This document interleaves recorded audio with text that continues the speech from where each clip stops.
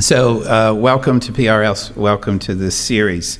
I love this series. I love talking about this city and trying to understand it, trying to figure it out, knowing that it'll never happen, but the journey is what's fun.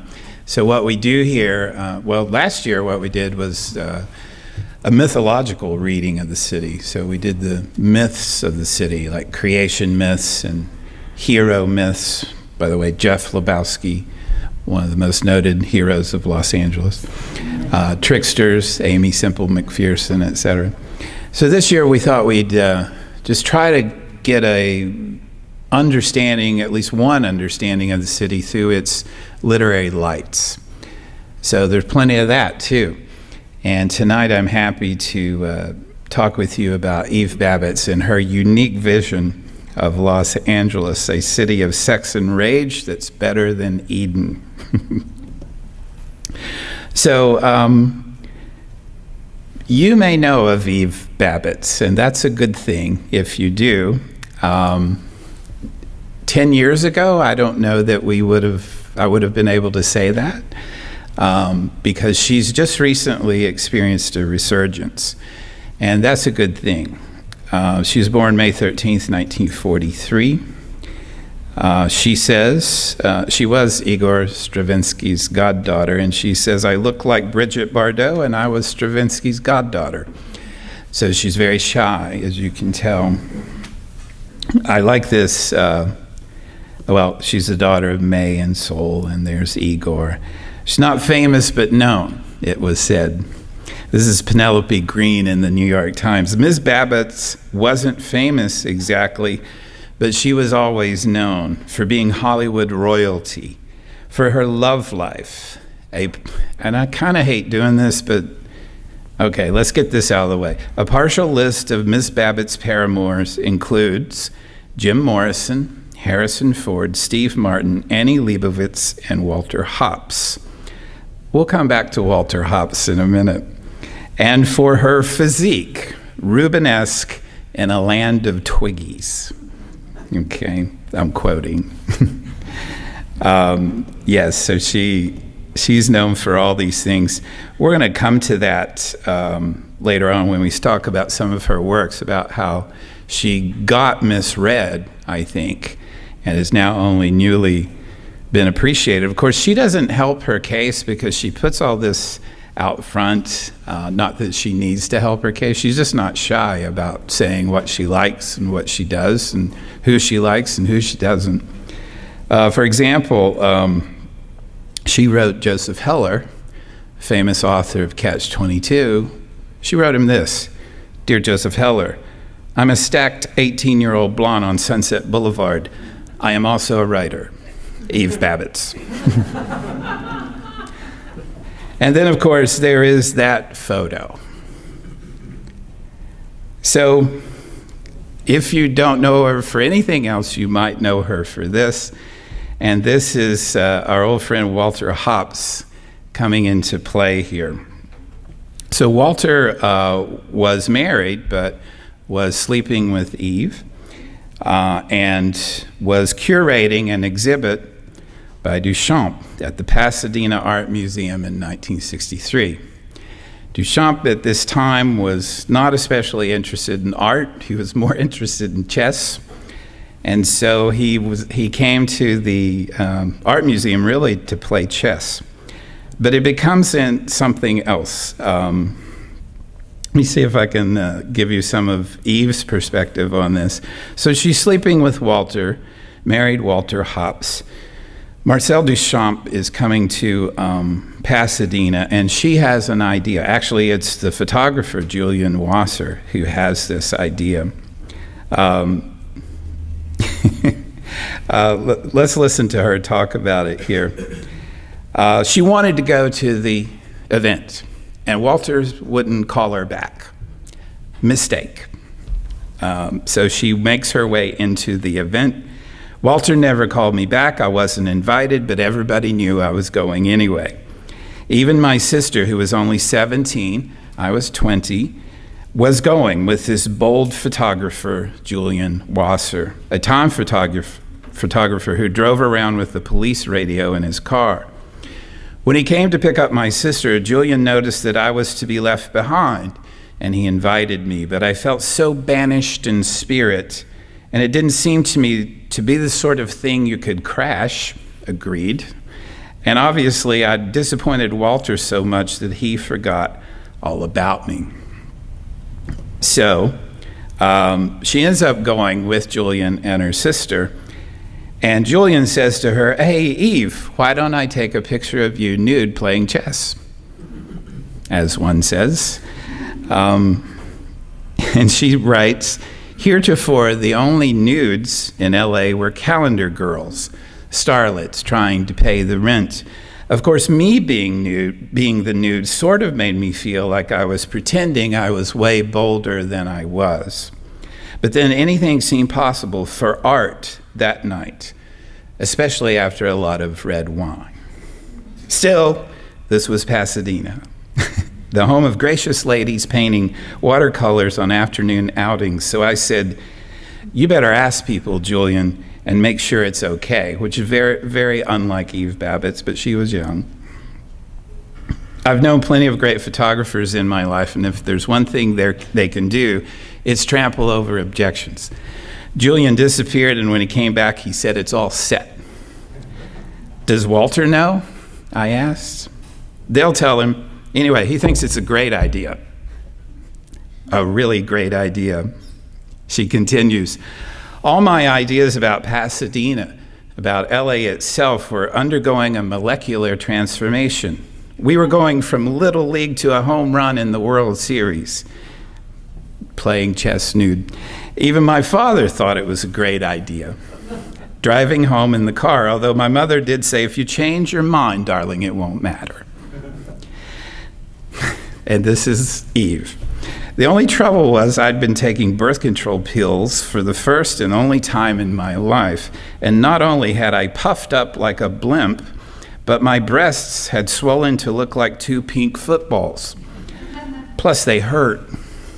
On the other hand, it would be a great contrast, this large 2 LA surfer girl with an extremely tiny old man in a French suit playing chess."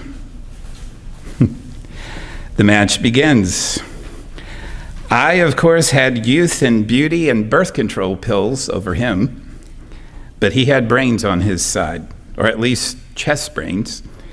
And though I tried my best, moving a knight so at least he knew that I had some idea what a knight was, he moved his pawn, and the next thing I knew I was checkmated. Fool's mate, they call it, when you're so stupid that the game hasn't even begun and you've lost. I became interested in playing and tried to stop thinking about holding in my stomach. But every time I thought I was so brilliant, like taking his queen on the 4th move, I'd lose. Of all the things that have ever gone on between men and women, this was the strangest in my experience. But it got stranger.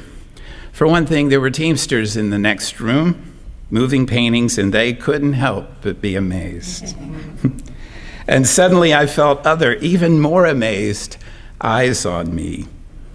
And when I looked up, there was Walter, shocked. He just stood there like a rabbit caught in the headlights, unable to move or speak. Do not ever not call Eve Babitz back. You will pay. Earl McGrath of Rolling Stone Records has one of the best quotes about Eve. In every young man's life, there is an Eve Babitz. It is usually Eve Babitz. And I thought I'd put in some other observations from Eve, not from this event especially, but kind of related to it. She writes this. This is in LA Woman. "But you know so many men," Ophelia said. "Isn't there even one for you? They're all adjectives. They all make me feel modified.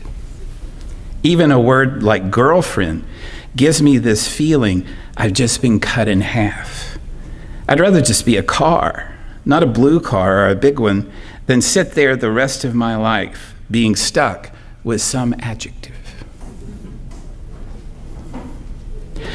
This is her body of work. And you will see here, you'll see it later on, several of these have been reissued fairly recently. We'll get to those. But there she is, and fiction mostly, nonfiction and selected essay there. We're going to get to the Jim Morrison stuff and all that, although I think she's much more interesting than writing about Jim Morrison. This is her first work, Eve's Hollywood, and this is the new edition, 2015.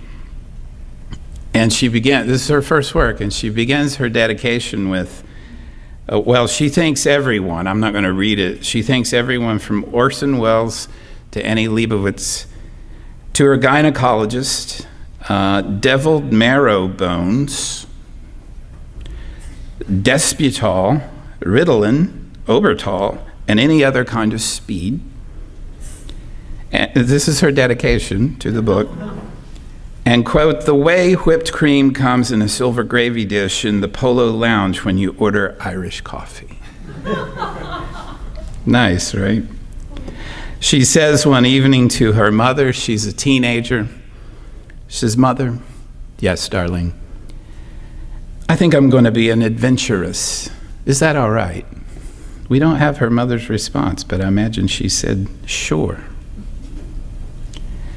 She writes here in Eve's Hollywood about California teenagers, which you don't see a lot of writing about, actually, but there should be. She said, when they reach the age of 15 and their beauty arrives, it's very exciting, like coming into an inheritance. And as with inheritances, it's fun to be around when they first come into the money and watch how they spend it and on what.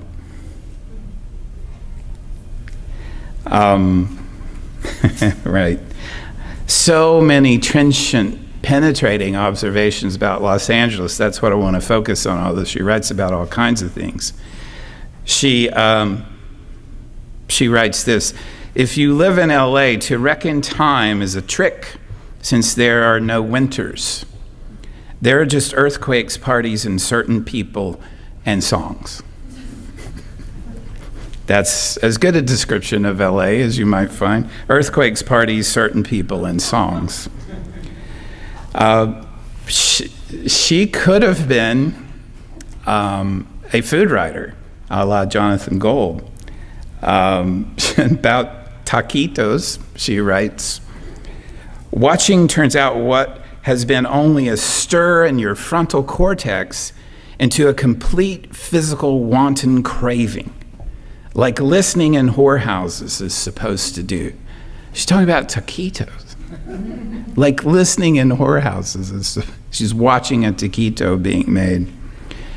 And then she writes this about Jewish food. Jewish food was something you only get to know when, after hating your entire childhood and thinking everything from the horseradish on the gefilte fish to the no desserts were without sympathy to the human condition, you find yourself alone and cold in a strange place and suddenly discover that you have to have kasha or you'll shrivel up and die. Wonderful.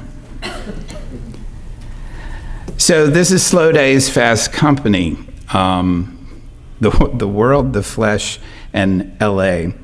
And you can see here that this is a 2016 reissue. Again, she's being rediscovered. So New York Review of Book Classics has published some of them, and Canongate has published others.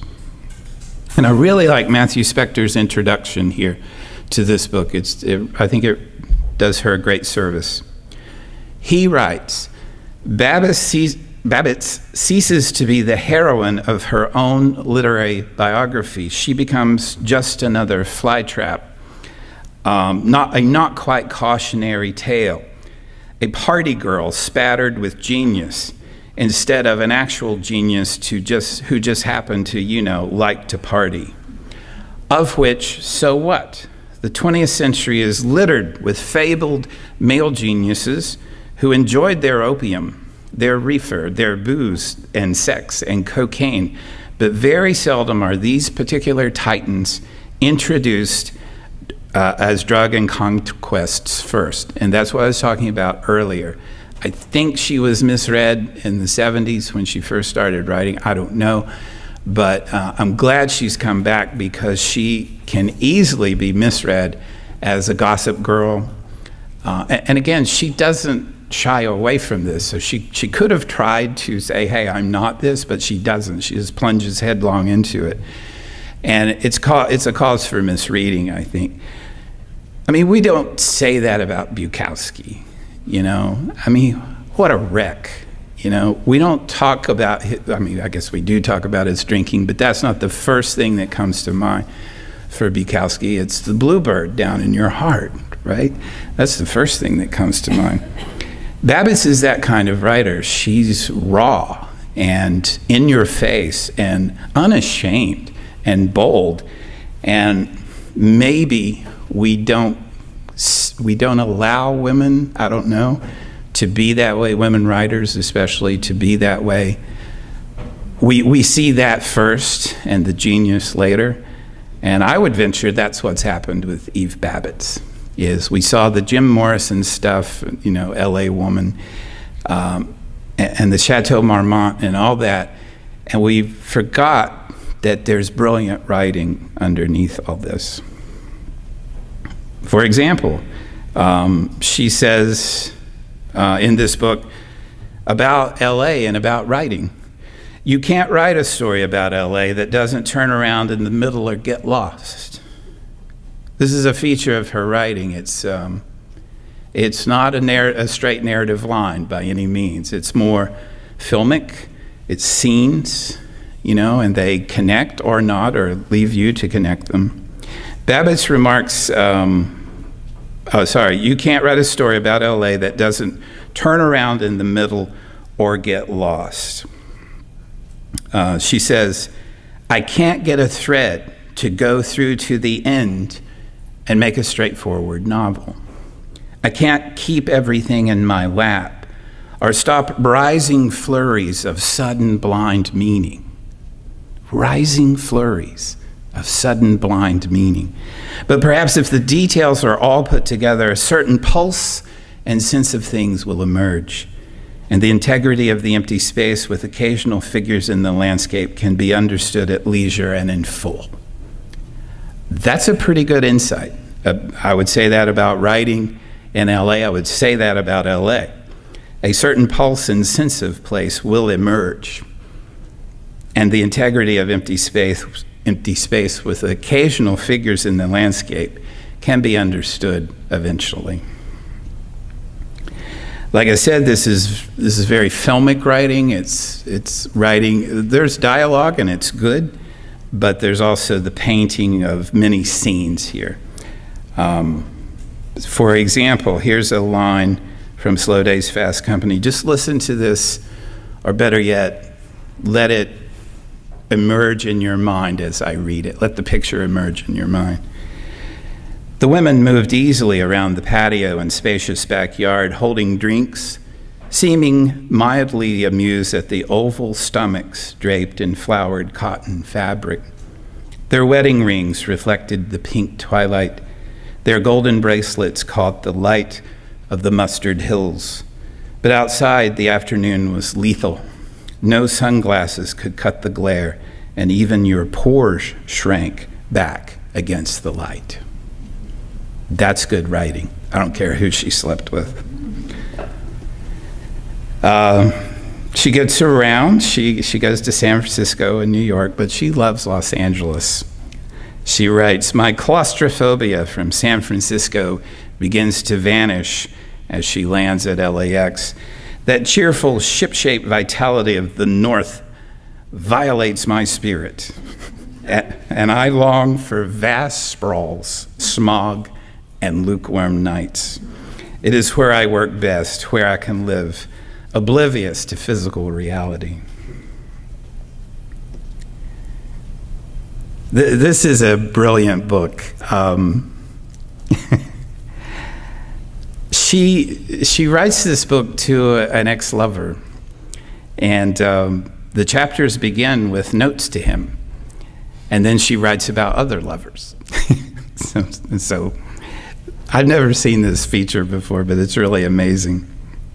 And she says to this, to the reader, really, since it's impossible to get this one I'm in love with to read anything unless it's about or to him, I'm going to riddle this book with Easter egg italics, and that's the address to the ex-lover, so that this time it won't take him 2.5 years to read my book like it did the first one. The seduction of the non-reader is how I plan to tie up L.A. Virginia Woolf said that people read fiction in the same way they listen to gossip. So if you're reading this at all, then you might as well read my private asides, written so he'll read it. I have to be extremely funny and wonderful around him just to get his attention at all. And it's a shame to let it all go for one person. Isn't that wonderful? She wants to write, and that's classic Eve Babitz. She wants to write to this guy, but in doing so, she writes to the world about this guy and about other guys. Like I said, she does love L.A. I love L.A. The only time I ever go to Forest Lawn is when someone dies. L.A. didn't invent eternity. Forest Lawn is just an example of eternity carried to its logical conclusion. I love L.A. because it does things like that. Me too, Eve. And this is an amazing passage about Los Angeles from Slow Days, Fast Company. People nowadays get upset at the idea of being in love with a city, especially Los Angeles. People think you should be in love with other people or your work or justice. I've been in love with people and ideas in several cities and learned that the lovers I've loved and the ideas I've embraced depended on where I was, how cold it was, and what I had to do to be able to stand it. It's very easy to stand LA, which is why it's almost inevitable that all sorts of ideas get entertained, to say nothing of lovers.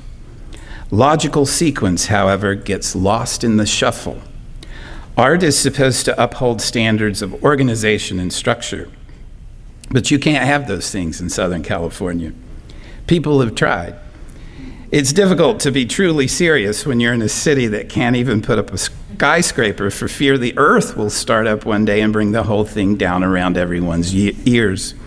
And so the artists in Los Angeles just don't have that burning eagerness that people expect. And they're just not serious. She's comparing artists in New York who are too serious for her. We saw this last year in this series, and we've seen it in this series. There's something about LA, about that feeling that it all could be gone like that in an earthquake or a fire or a riot or the freeway or whatever, that really, I think, affects not only the art created here, but the religions and the seekers that come here.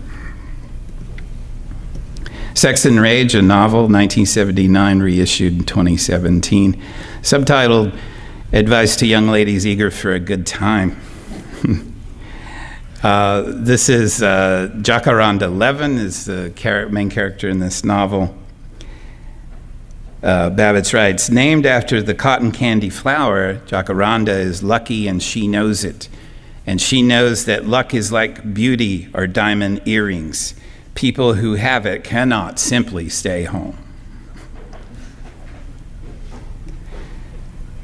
She writes about when the surf was hot, everything reached a state of hurling glory.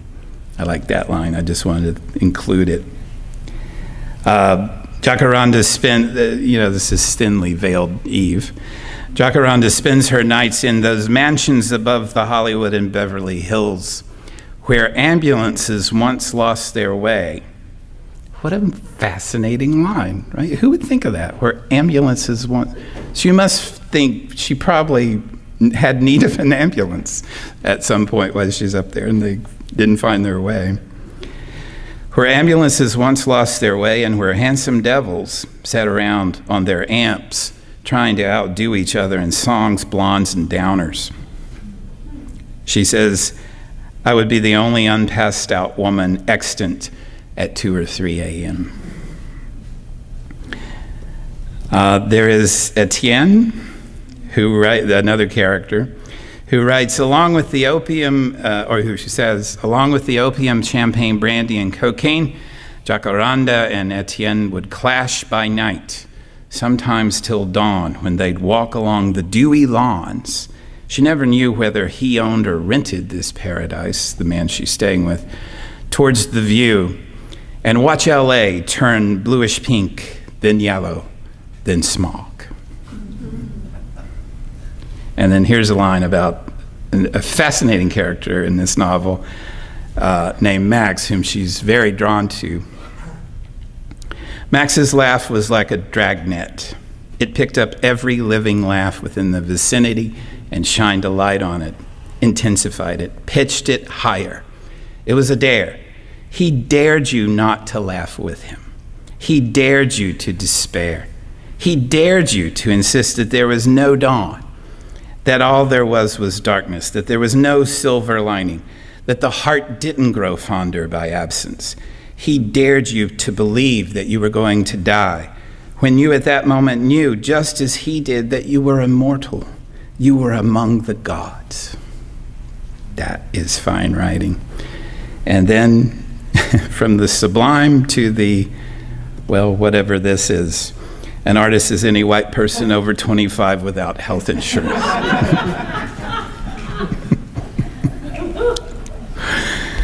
Oh, goodness. So then there is L.A. Woman, 1982, and she is the L.A. woman of the song. Let's go now. To my place, quickly, let's go now, the character says. Of course, anyone who saw me that night and had taken one look at Jim, would have known I was safely aboard a raft heading over Niagara Falls.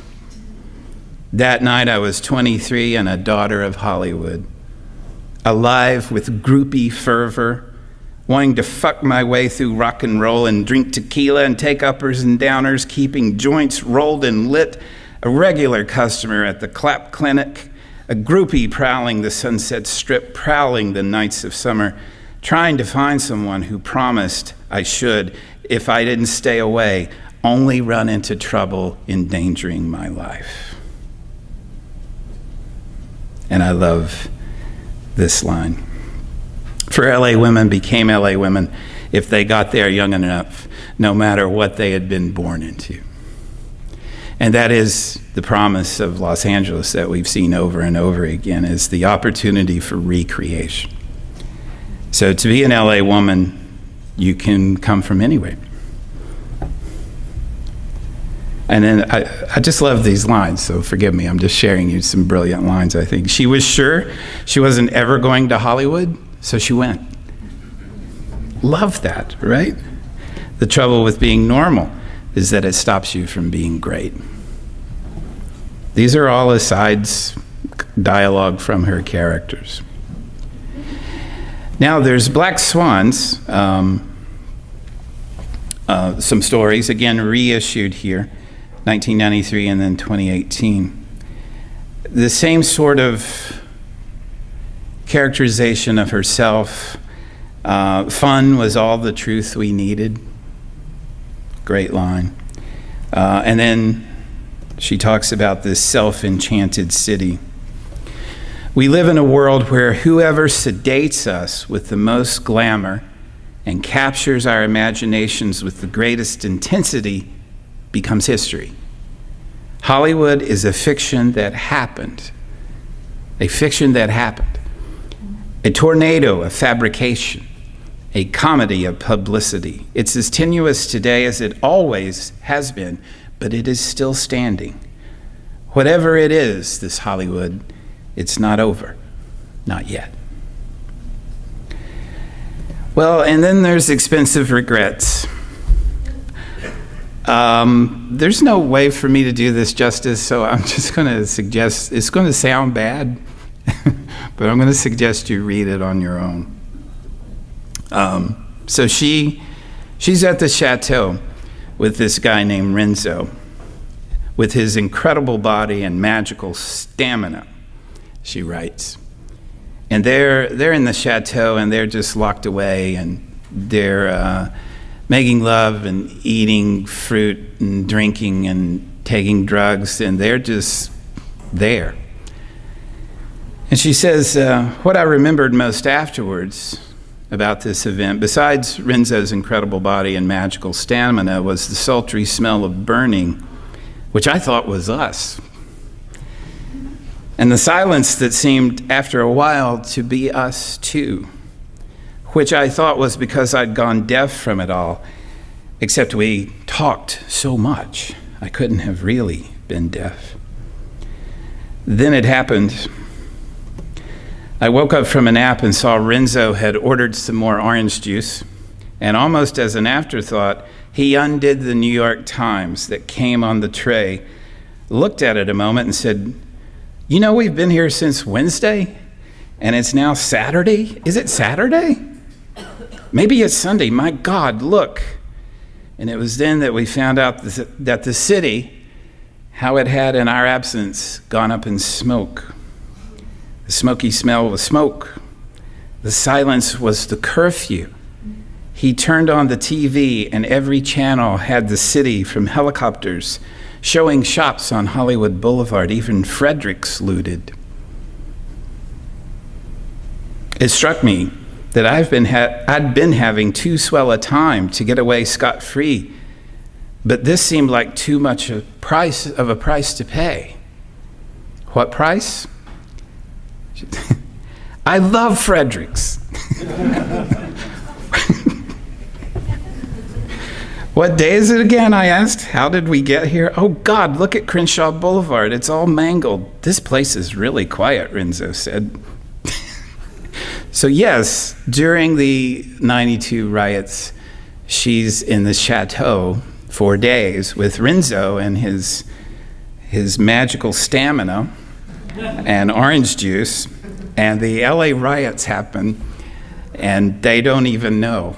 They thought the smell of smoke was them. There is a new book out of Eve's work called I Used to Be Charming, subtitled The Rest of Eve Babitz. This was just out September, I think, right? Love the cover, the dirty, sandaled foot. So I'm just going to go over the title essay for you because I think it's some of her best writing. So this is Eve talking about how she used to be charming and what happened. This is the opening line. Here's what you would have witnessed if you happened to be standing outside the Raymond restaurant in Pasadena on April 13th, 1997. A 68 VW Bug comes to a stop. A woman flies out, skirt aflame. She drops to the ground by the side of the road, rolls on the grass, setting the grass on the side of the road on fire, and then against the green bushes, setting those on fire. Oh no, is all she can manage. That woman was me. So yes, she's in Pasadena, she's meeting her sister and someone else, maybe her mother, I forget, and she's smoking a cigar while wearing something, let's see, it's some frilly thing that easily catches fire. She drops her cigar into her lap and woof, and it goes up, so she tries to get out. To the horrified people on the sidewalk in Pasadena who say nicely, "Are you okay?" "Oh no, I'm not okay," she says. This is bad, but this is third-degree burns, and you're going to see how bad it was.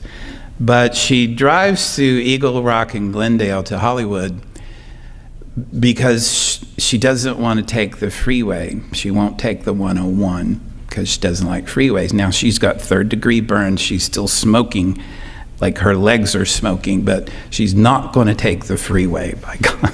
She's going to drive down Los Feliz Boulevard and Franklin. So she drives to her sister's, or I think it's her sister's place or somewhere. I'm sorry, I don't remember the details. And people are horrified. She gets out of the car and they're like, "Oh my God, what happened to you?" And she's like, "Stupid cigar," and they're like, and they give her some drugs right then because they just had some sort of pill, and they take her to the hospital. This is bad. She's in really bad shape. And in fact, this was the occasion which kind of took her out of circulation. She didn't make public appearances after this and kind of retreated into herself after this. But this is her writing. "I used to be charming. The first surgery took place on April 18th, she writes. All through it, it seemed to me that I was floating above my body.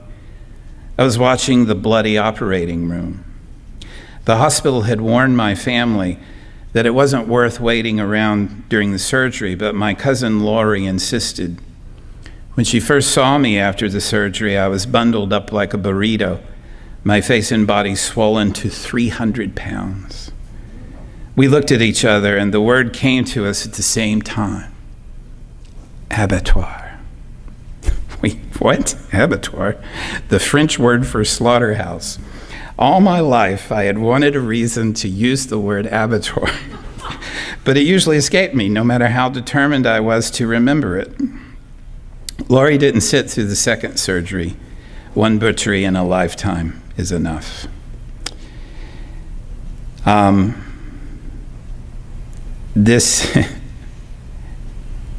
And she notes, this wasn't the first time I'd been nakedly embarrassed in Pasadena because of the photo, right? She talks about the screaming, and I don't know much about burn victims, but this sounds just horrible. It's one of the most painful things you'll ever read, just trying to imagine what she was going through. One of the reasons, she writes, one of the reasons nobody but saints want to work with burn patients is that burn patients only get better when there's more pain. Screaming from pain is the signal that you're getting better. And that's another Eve Babitz trait, is she's making this general observation, and yet it's an esoteric truth, right? Screaming from pain is the signal that you're getting better. It was the modern era, so they put me on the latest thing, an antidepressant called Paxil, she writes. It didn't do anything for the insomnia, but it did enable me to speak with enthusiasm about everything that was wrong with me. I would list my complaints, starting with my head, too cold, sticky rubber pillow, my arms bleeding, my gut constipated from the opioids, my heels developing bed sores. Paxil gave her a voice. Well, and then in closing here, Curbed LA did a really nice piece on Eve Babitz, given her resurgence in the culture. And so this is from their piece, Eve Babitz's Los Angeles. So they've just taken some recognizable places that she's written about, and here's Hollywood and Vine.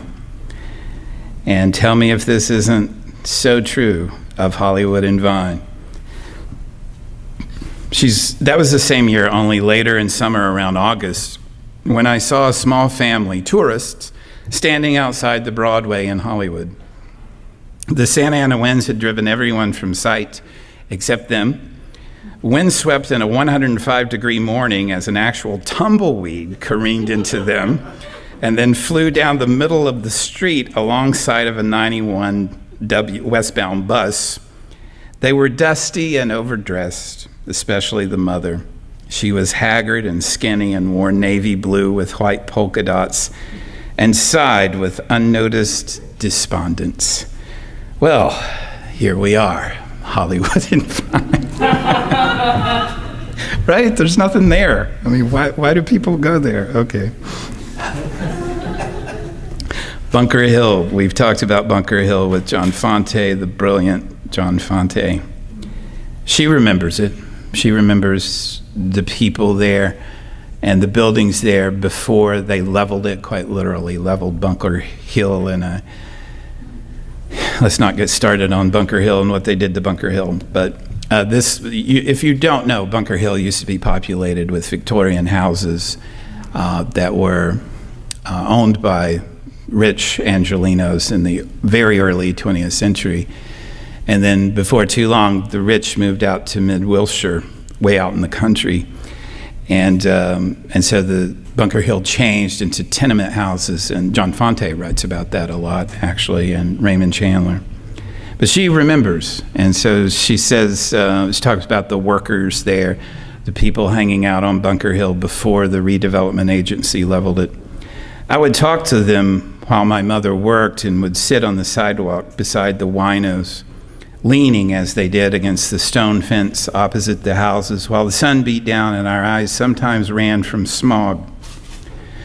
The houses were wooden and Victorian, like they have in San Francisco, only they were not so narrowly side by side, and besides, they were Baroque rather than the thin-lipped austerity that prevails up north. She does not like San Francisco. They were colonial in the desert, tropic valley, and the shingles, carving, porches, gables, and doors were all wonderfully whittled from memory, while flanked by palm trees, sweet peas, wild roses, and poinsettias.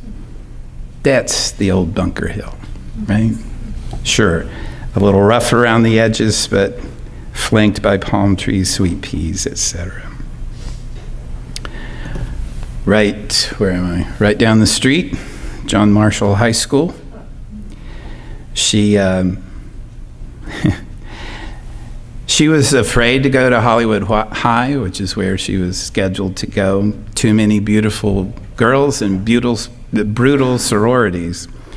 So she lied her way into spending the first year in Los Feliz at John Marshall High School. She says, or she writes, when they tried to tear down Marshall High School, the neighborhood went into such arms. Does anyone remember that? And they tried to tear it down? Okay. The neighborhood went into such arms that it is still there. It's that kind of civic-minded neighborhood. It always has been. That's Los Feliz. Even when I went to Marshall ages ago, it seemed to me like one of those schools you'd find in Berkeley, where everyone paid attention to local elections and trees. What a great one. Paid attention to local elections and trees. Marshall itself is made of brick, with dignified old Tory pines and scholarly lawns. It's also normal and American that they always use Marshall on locations when they need a typical Midwestern high school, which is, of course, true, right? Los Angeles City College. Tell me another LA writer who writes about Los Angeles City College. She did not want to go to USC or UCLA or any other place like that. She wanted to go to Los Angeles City College. And she says there was no attempt at LACC at anything resembling a scholarly department or school spirit. The only sport I remember them excelling at was soccer. Soccer was not nice. The school was located about 4 blocks from the hospital I was born in. It was on Vermont near Melrose, which is an indeterminate lower middle class sort of neighborhood with no delusions. Westwood, where UCLA is so insanely crappy you could throw up.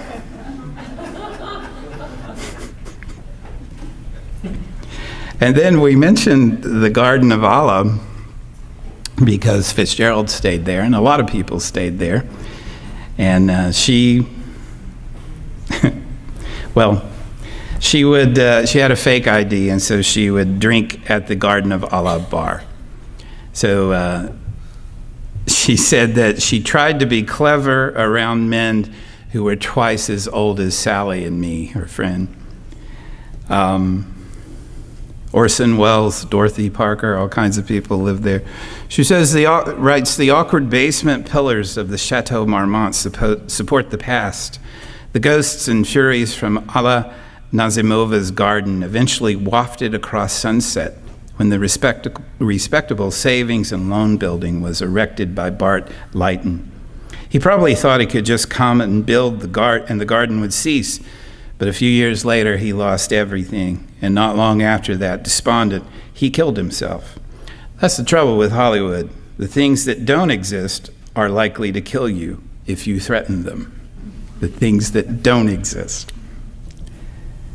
And then the Chateau Marmont. She had to be there. She is that kind of person. So she spent a lot of time there. That's where she was holed up during the LA riots. She also hung out at Barney's Beanery a lot. I think that's where she met Jim Morrison, or maybe it was at the Whiskey she met Jim Morrison. I always park on the street at the chateau, for as Mary once explained, you can never tell, my dear, what little rascals someone may have dropped on their way out for a spin, that is, pills. Very bad for the fenders. Mary would add, who knows when you go into the chateau and what condition you'll leave. Never mind the day. And of course, that's painfully true in many ways. There is also a relatively new biography called Hollywood's Eve. Nice, right? Eve's Hollywood, Hollywood's Eve. Eve Babitz and the Secret History of L.A. by Lily Analik. And you might find this frustrating for a biography because she tries to speak, not in Eve's voice, but she tries to embody Eve's vision and her perspective. And so it comes out structurally much like Eve's own writing, which, remember, she said was not linear and she didn't know how to put a straight thread through it all. The biography is written like that.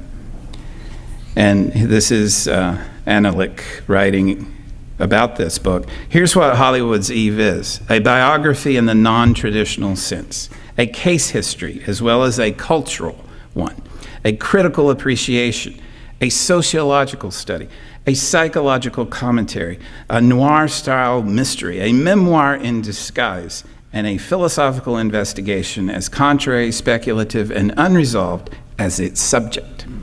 Here's what Hollywood's Eve is above all else: a love story.